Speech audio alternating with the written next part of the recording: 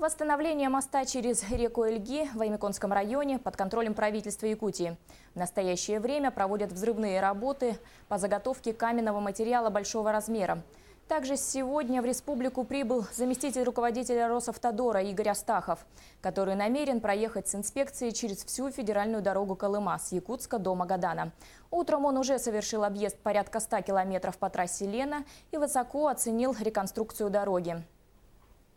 На этой дороге также эта дорога, она все 2000 километров практически находится в гравийном состоянии, поэтому мы здесь тоже обеспокоены безопасностью движения. И вот мы 2 года назад приняли решение и применяем новую технологию ресайклинга этой дороги с применением вяжущих, и поэтому вот слою покрытия, которое мы делаем, устраиваем защитный слой чипсил. Сейчас там аварийные работы ведутся, и вот мы ожидаем, что к нашему приезду мы уже восстановим там движение.